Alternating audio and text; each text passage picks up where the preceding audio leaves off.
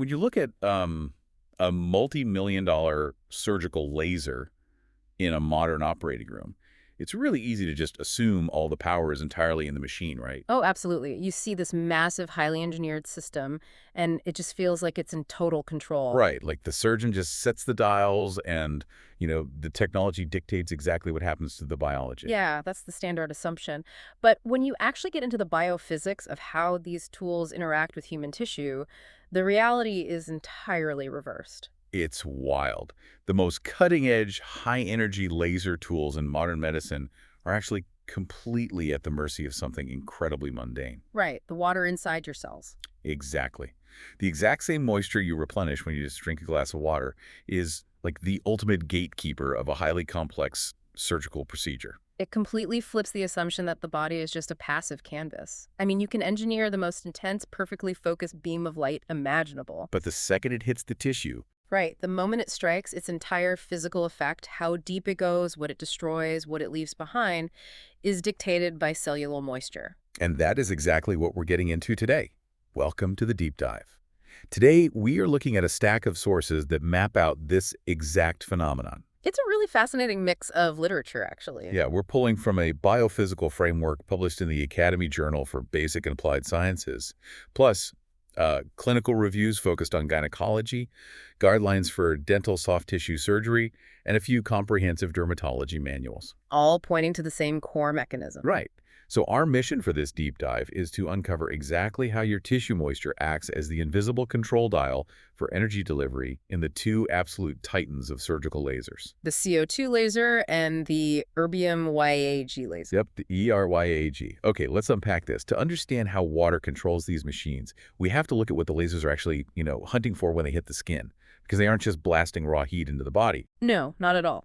They are hunting for a very specific molecular target, which in laser physics we call a chromophore. A chromophore. Right. Yeah, a laser is essentially just a highly concentrated beam of light tuned to a single specific wavelength. Just one very specific color of light, basically. Exactly. And that wavelength is designed to be absorbed by one specific type of molecule, the chromophore, while largely just ignoring everything else. Like how some lasers only target melanin for hair removal or hemoglobin for veins. Spot on. But the two lasers we are analyzing today, the CO2 laser operating at 10,600 nanometers and the ERYA operating at 2,940 nanometers, are different. Right, they're both long infrared lasers. Yes, and their strictly defined exclusive chromophore is water. Which, that makes the human body a massive, highly reactive target. Oh, huge. Because areas like the oral mucosa inside your mouth or just the epidermis in general are roughly 75% water. Exactly. So when that specific infrared light hits the tissue, it's finding an absolute abundance of its exact target molecule. And the interaction is violent. Right. Like, it happens almost instantaneously. It's incredibly fast. When the infrared energy strikes the tissue, the intracellular water absorbs it and undergoes this massive rapid transfer of thermal energy. It just dumps all that energy into the water. Right.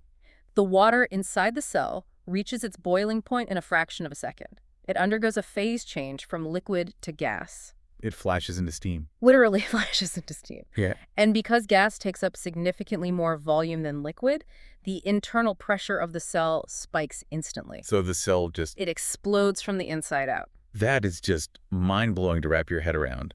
The tissue is vaporized because the cells are tearing themselves apart from internal steam pressure. Right. It's not because a physical blade is slicing through them. It's steam. But this is where the biophysics gets a bit complicated for me. Because if both the CO2 and the ERAG lasers are hunting for water, you'd assume they produce the exact same effect, right? That would make sense intuitively, yeah. But the sources show that they don't do this with the same efficiency at all.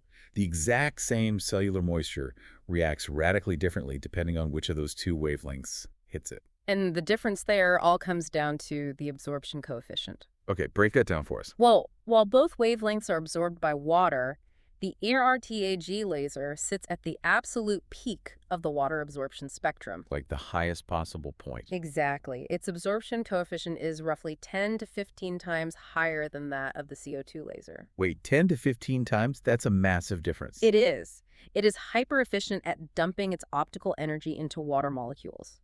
The CO2 laser is absorbed by water, sure, but the RYA is uniquely voracious for it. Voracious is a good word for it. Yeah, and that single biophysical reality dictates the entire clinical footprint of how these two tools are actually used in surgery. I was trying to visualize this earlier, and I kind of think of your tissue like a thick, dense sponge. Okay, I like that analogy. Right. So if you use the YAG laser, it's like dropping a single bead of water onto that sponge. The sponge is so receptive to it that it absorbs the bead instantly, right at the very surface. It doesn't travel downward at all. Exactly. It gets trapped the absolute millisecond it makes contact. But the CO2 laser is more like pouring a tiny cup of water onto that same sponge. Ah, I see where you're going. Yeah, the sponge still absorbs it, but because it's slightly less efficient at pulling it in, that water seeps a little deeper and spreads out a bit before it finally stops. That's a really great way to picture it. And because it spreads out, it leaves a much different physical footprint on the body. Right, because the ERKG laser is absorbed so violently by the surface water, it physically cannot travel far into the body. It can't. All of its energy is completely spent vaporizing the very first layer of water it encounters. So how shallow are we talking? If we look at penetration depth, the ERUG laser stops at just 1 to 3 microns. 1 to 3 microns. Yeah. To put that into a biological perspective for you, a single human red blood cell is about 8 microns wide. Oh, wow. So the ERYAG laser is vaporizing tissue at a depth shallower than a single cell per pulse. Exactly. It runs out of energy almost immediately because the water at the surface just consumes it all. Okay, and what about the CO2 laser? Well, the CO2 laser, being slightly less efficiently absorbed, allows the light to travel further into the tissue before it's fully converted to heat. Like the cup of water on the sponge. Right. It penetrates deeper, creating a vaporization crater that's generally up to 20 to 30 microns deep. Okay, so a much deeper cut. But the physical crater is only part of the story, right?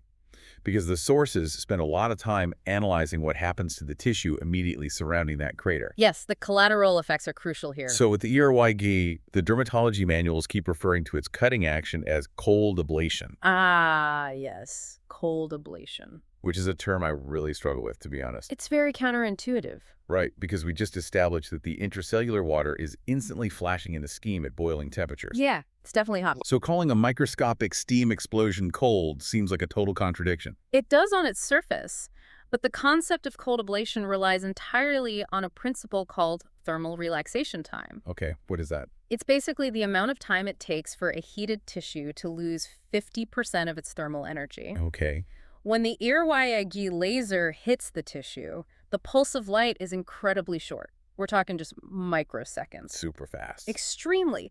It vaporizes that surface water so fast that the heat is entirely consumed in the phase change from liquid to gas. Like passing your finger incredibly quickly through a candle flame. Exactly. The flame is obviously hot, but if your finger moves fast enough, the skin just doesn't have the time to actually absorb the thermal energy and burn. That is the exact mechanism at play. The thermal energy from the YAG is physically carried away in the steam plume. Just floating away in the smoke. Right, along with the cellular ashes and byproducts before it even has the time to conduct downward into the surrounding healthy tissue.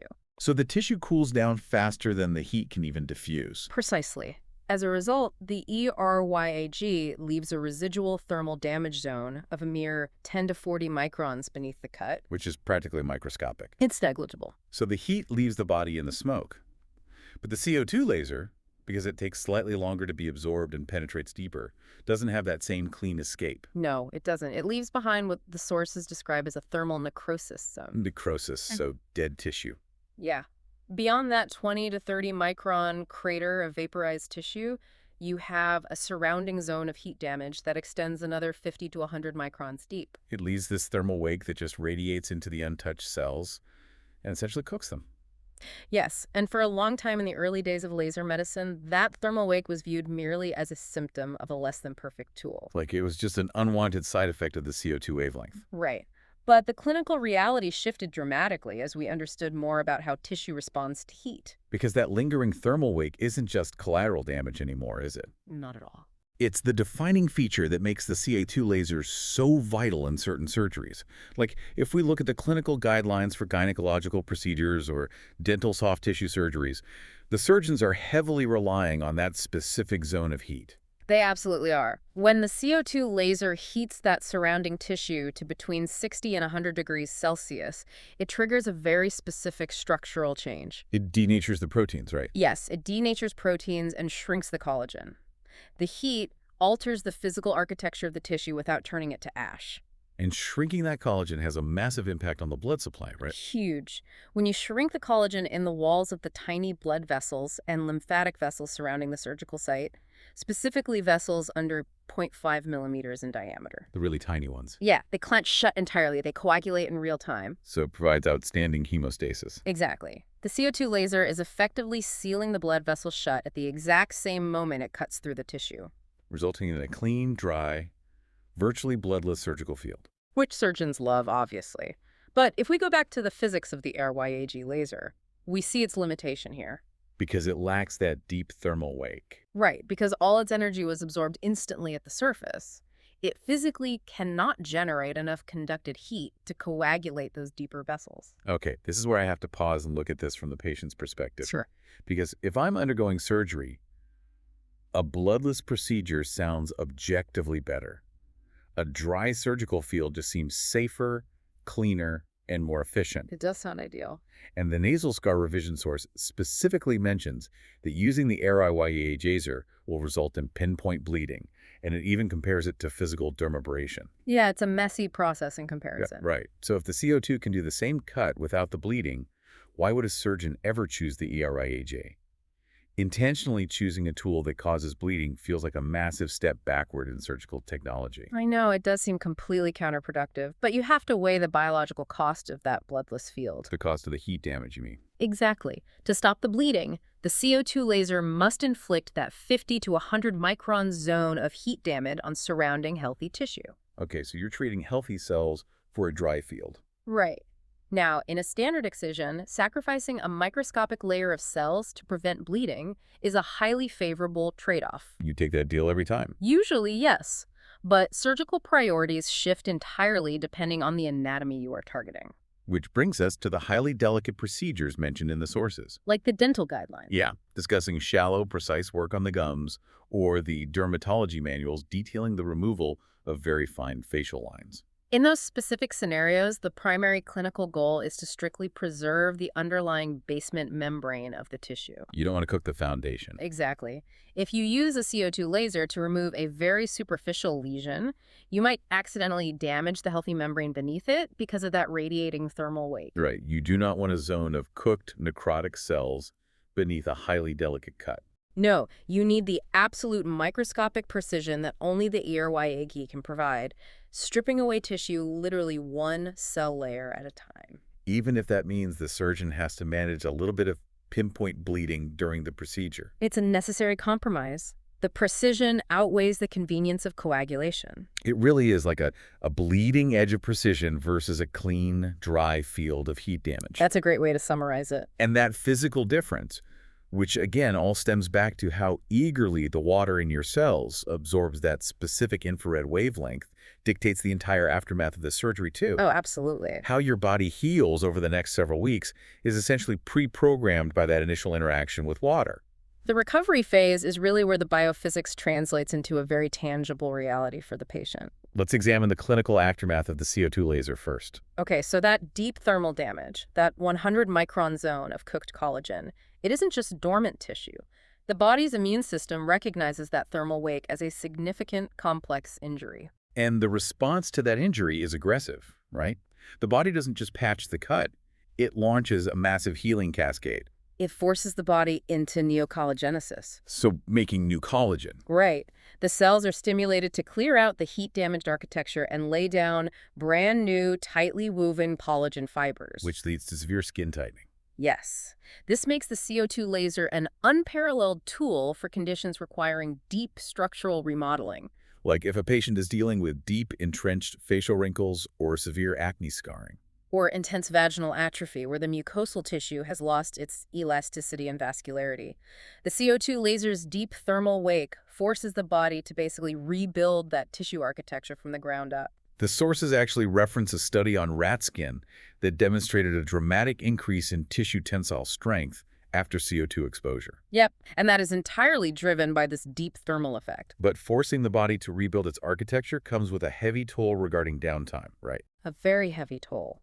The dermatology and gynecology sources are very clear about the biological cost here. You don't just bounce back from deep thermal necrosis. I mean, a full facial resurfacing with CO2 laser can mean up to 7 to 10 days of severe erythema, right? Intense redness, swelling, and significant peeling while the body purges all those damaged cells. And in gynecological applications, such as treatments for vaginal tissue atrophy, the recovery cycle can stretch up to 20 days. It's a major commitment. The patient is effectively managing a prolonged healing process while the body works overtime to clear out the cooked tissue and lay down the new collagen matrix. Which is exactly why the YAG laser is so highly valued in modern clinics, Mhm. despite its inability to coagulate those deep vessels. Exactly. Because its water absorption is so shallow and its thermal damage is practically non-existent, the healing cycle is remarkably fast. What are we looking at for downtime with the YAG? Usually just 2 to 7 days of healing, accompanied by minimal pain. That's a huge difference. Because there is no deep thermal wake, the underlying mucosa, or the deeper layers of the epidermis, remains structurally completely intact. So the body only has to repair a very superficial surface wound rather than rebuilding a complex collagen matrix. Right. If we connect this to the bigger picture, it really reveals how sophisticated the decision-making process is for surgeons. Yeah, they aren't just picking a laser based on which machine they prefer to hold on a Tuesday. No, they're making a highly calculated prediction about how the water in your specific tissue will manage the thermal energy they're about to introduce. They're essentially playing three-dimensional chess with your cellular moisture. That's exactly what they're doing. They're evaluating the anatomy, the desired outcome, and the patient's tolerance for recovery. So if the tissue requires deep restructuring and the patient can actually accommodate a lengthy downtime, they utilize the CO2 laser. Right, allowing the intracellular water to spread the heat and trigger that massive biological repair response. And if the patient just needs an ultra-precise surface removal, say stripping away a superficial lesion, and they absolutely have to be fully recovered and back to work by Monday. Then the surgeon uses the EYOAG.